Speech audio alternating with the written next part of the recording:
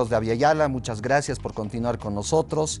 Dentro de las características de lo que es el boliviano en el mundo, vamos a aprovechar la presencia del embajador del Uruguay, Carlos Flanagan, para tratar de ver cómo están nuestros compatriotas allá en el Uruguay.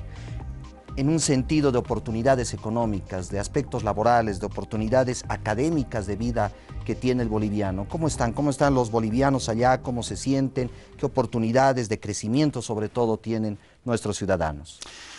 Bueno, en realidad la colonia boliviana no es muy numerosa en el Uruguay, como lo es sí en la Argentina, por ejemplo. Ahora, el Uruguay tiene tenemos una larga tradición de inmigración.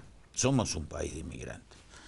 Nuestro escritor Eduardo Galeano siempre dice que los uruguayos descendemos de los barcos.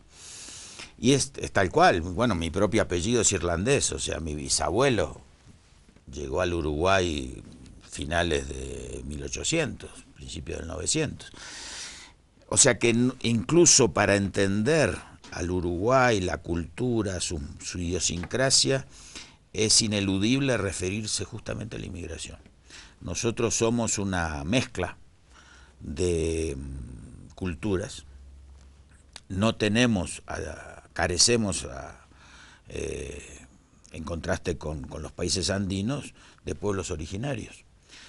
O sea que nuestro substrato social contemporáneo es la mezcla de distintas oleadas migratorias, fundamentalmente españoles, italianos, centroeuropeos, que le ha dado esa característica tan peculiar del uruguayo.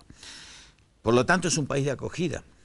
Es decir, tenemos la tradición de recibir los aportes migratorios de distintos países.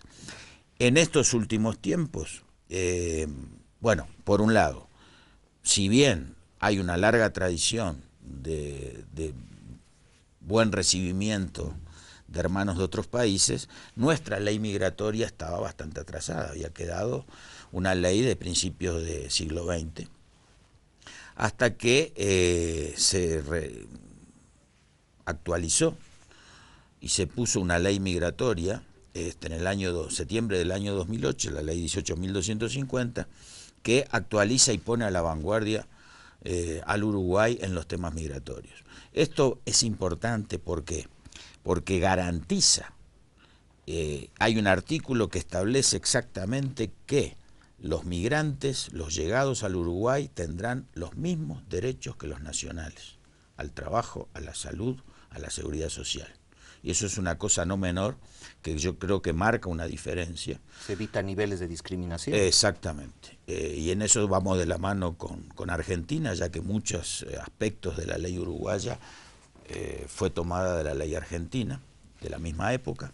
O sea que el Río de la Plata vuelve a ser una tierra de acogida con todas las garantías para los migrantes. Si a eso le sumamos el buen momento económico que estamos teniendo, ahí se dan dos fenómenos, es decir, la venida de hermanos latinoamericanos, más que antes, o sea que lo que podemos prever es que va a aumentar la venida de hermanos del continente, y a eso hay que sumarle también esa garantía que hace que los que lleguen tengan los mismos derechos que los nacionales, cosa no menor.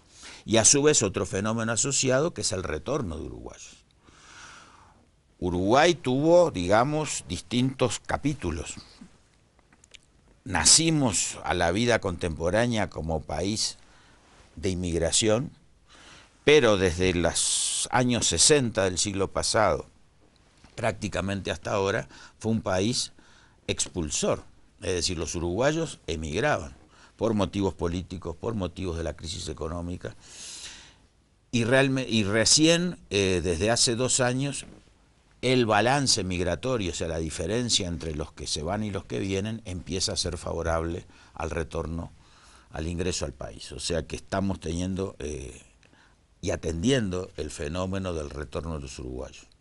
Un retorno con aportes económicos, con aportes académicos, me imagino, y fortaleciendo al Uruguay como tal. Claro, pero también implica una la creación de servicios que atiendan las necesidades del que retorna. Ejemplo, la vivienda.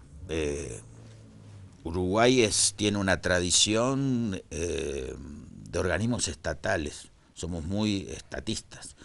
Y justamente una de las instituciones señeras en el tema vivienda es el Banco Hipotecario del Uruguay. Pero ¿qué pasa? Estaba diseñado para todos los trámites presenciales y para los uruguayos que vivían en el Uruguay. ¿Qué pasa con el que recién retorna?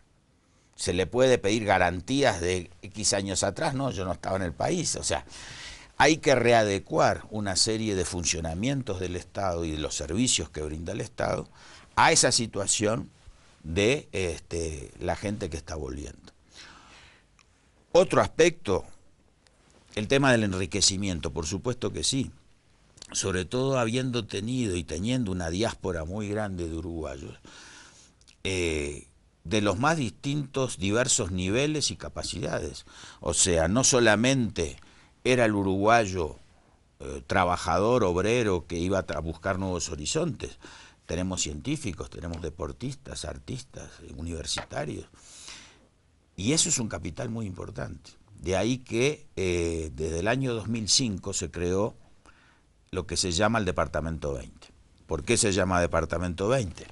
El Uruguay tiene 19 departamentos y el número 20 son todos los compatriotas que viven en el exterior.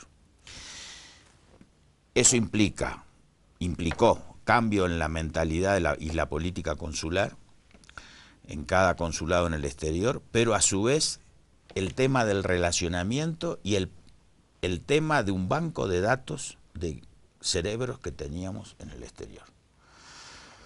Ahí se crea un listado de los uruguayos altamente calificados. Comenzaron por los científicos, siguieron por los artistas, los deportistas, es decir, saber en cada rubro qué compatriotas teníamos en el exterior y que de repente estaban con un alto grado de capacitación, aportando a la sociedad en la que vivían, y no podían aportar al Uruguay porque no sabíamos nosotros de su existencia, el Estado como tal. Por lo tanto, se crea el Instituto de la Vinculación con los uruguayos en el exterior, y en la ley migratoria se establecen los consejos consultivos de uruguayos en el exterior, que tienen ese carácter, es decir, son interlocutores válidos de la comunidad en el exterior con la Cancillería. Y eso hace que, por ejemplo, se vuelquen inquietudes. Ahora se está planteando instalar, como lo tiene ya Bolivia, el voto consular. Entonces, yo creo que todo el panorama de la circulación, además hay un hecho que se reafirma, se fue fortaleciendo en el siglo XX y en este siglo más aún, que es la circulación de las personas en el mundo. Es decir, hoy somos ciudadanos del mundo, más allá de nuestro lugar de pertenencia.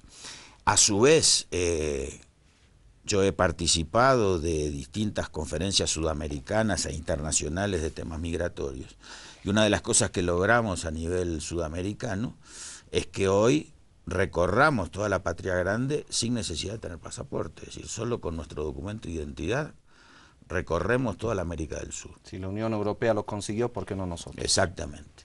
Entonces, yo creo que estamos dando pasos importantes en lo que es garantizar la libre circulación de las personas, que hay que complementarlo, y eso ya es un tema el tema de la integración con otro tipo de circulación. Para ir terminando este bloque, señor embajador, ¿cómo se ve al boliviano como imagen, de una manera muy concreta en el Uruguay? ¿Cómo lo ven al boliviano? Bueno, el tema que tenemos, y es un debe que tenemos en el continente, es que muchas veces no nos miramos entre nosotros. O sea, en el caso de Uruguay, es un país que por ese origen aluvional europeo, hemos mirado mucho a Europa y hemos mirado poco dentro de nuestro continente, y qué poco nos conocemos entre nosotros. Yo siempre digo no conocemos nuestra propia historia. Yo siempre digo, si se hiciera una encuesta callejera en La Paz y en Montevideo, preguntando en Montevideo, así a boca de jarro al ciudadano que camina por la calle, quién fue Antonio José de Sucre, y preguntar acá quién fue José Artigas, el resultado creo que sería bastante decepcionante. Catastrófico, tal vez. Y eso es el debe que justamente en esta nueva época que estamos transitando tenemos que revertir. Y es que justamente Aviala Producciones, Enlace, Diplomacia de los Pueblos, trata de abrir justamente estos espacios para conocer no solo el trabajo de la embajada del país correspondiente acá en el país o la figura del embajador, sino sobre todo conocer la historia. Y sabemos que como pueblos la historia es fundamental para no solo ver el pasado, sino sobre todo proyectar el futuro. Nos separamos unos minutos acá con la presencia de Carlos Flanagan, conociendo no solo su vida, no solo el trabajo del boliviano allá en el Uruguay, sino sobre todo la proyección que tenemos como continente y obviamente en este caso viendo en el sur de nuestro mismo continente y obviamente de nuestra región. Volvemos en unos minutos.